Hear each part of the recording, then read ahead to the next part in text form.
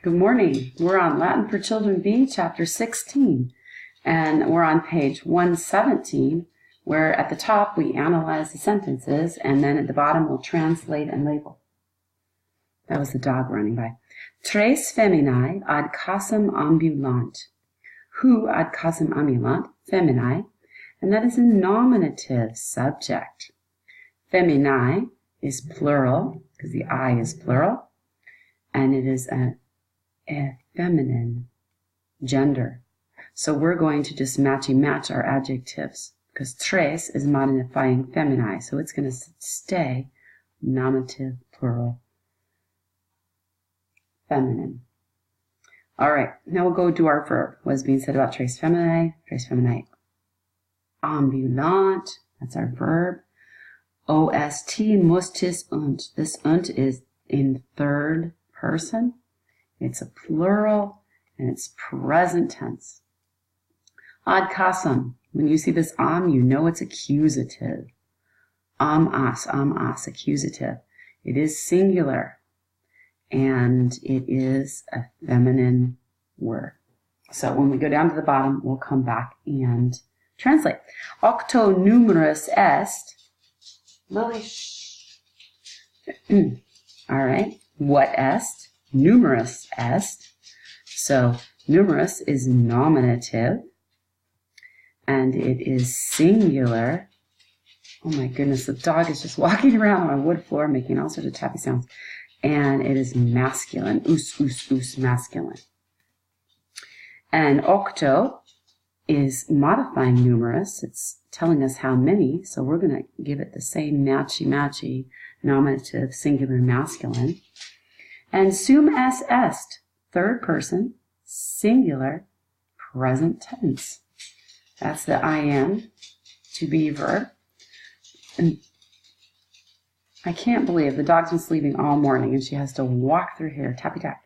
Okay, legatus, duos, nuntios, ire ad opidum, iubet. Guess I didn't make a thing for iubet.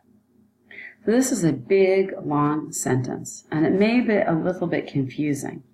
So my first suggestion, when you're trying to look for something in subject-noun form, and you're trying to look at it to match the verb. So there's a lot of little things in the center, but let's look. We've got a legatus, singular, and we got a iubet, singular.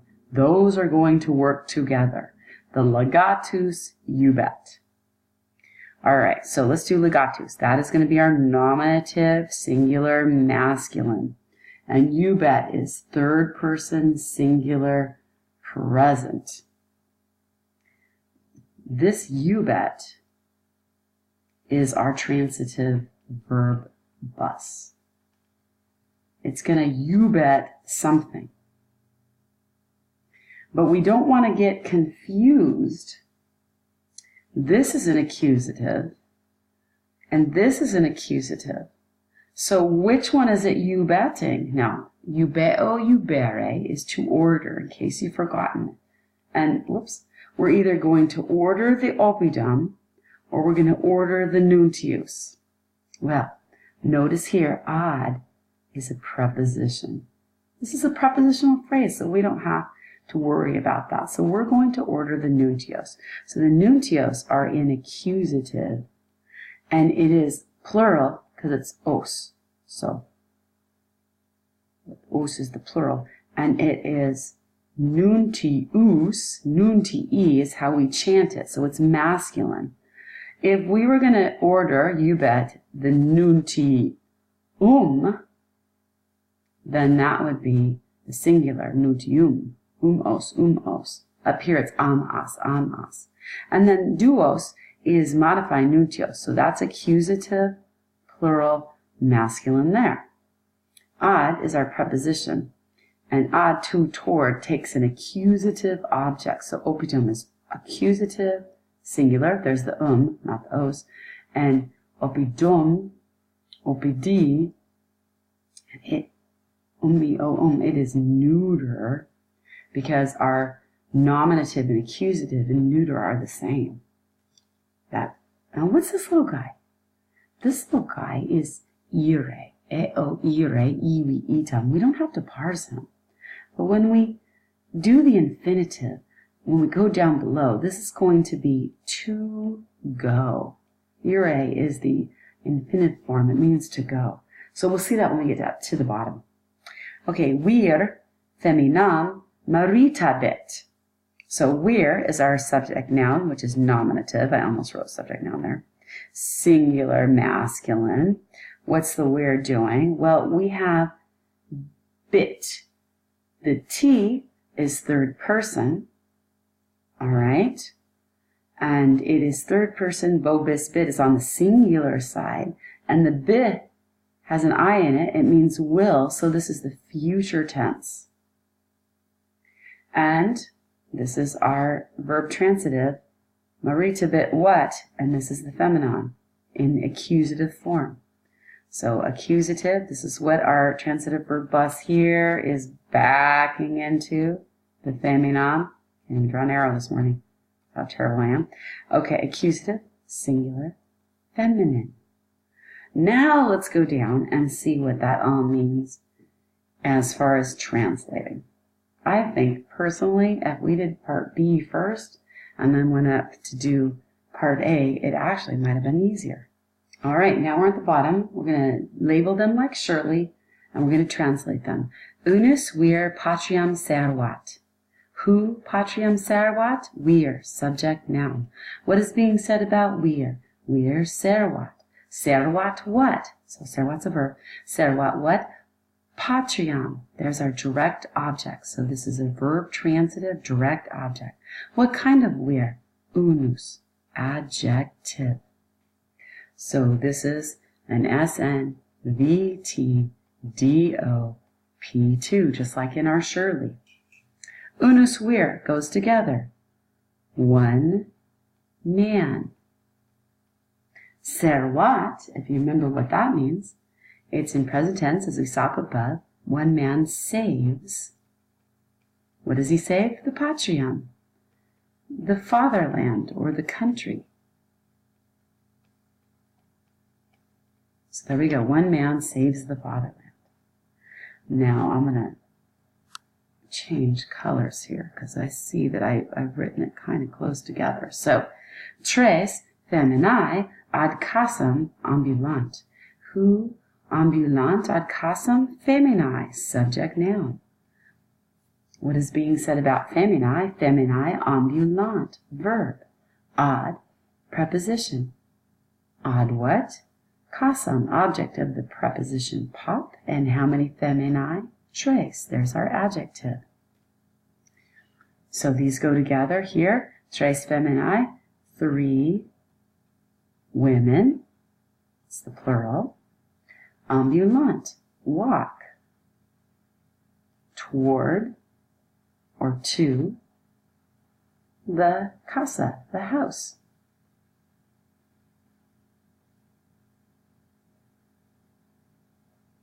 On to, toward. Walk toward the house. And that is an SNV pattern 1. Octo numerus est. Now if you look up above in octo numerus est, you'll notice that octo is in nominative and numerus is also in nominative. They're both acting like a subject noun. All right? And this is a special kind of verb. It's actually a linking verb. If you put verb on there, they're fine. This isn't the way we're going to necessarily parse this in Shirley, but we haven't received this in Shirley yet. This is an equal sign verb.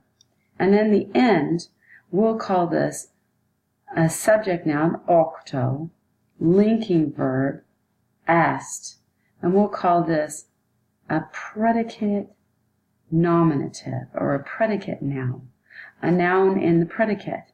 So what it really looks like is 8,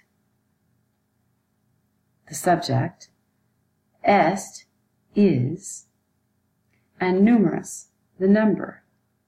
Whoa. So you can see in the English language, we've got our little linking verb there. We've got this noun equals that noun. And whoa, That's a new thing. We haven't met that in Shirley yet. But if you want to know how to work in Shirley, it'll say SNLVPRN, a new pattern that we haven't gotten to. We'll get to it soon. Legatus duos nuntios ire ad oppidum iubet. That was that crazy one. So we see legatus is working as our subject noun. And we go all the way to the end for our verb, iubet. Now we look and see, do we see any prepositions? Let's get them out of the way. Ad is a preposition. Oppidum is the object of the preposition. Now that's out of the way. And do we see any direct objects? Iubet what?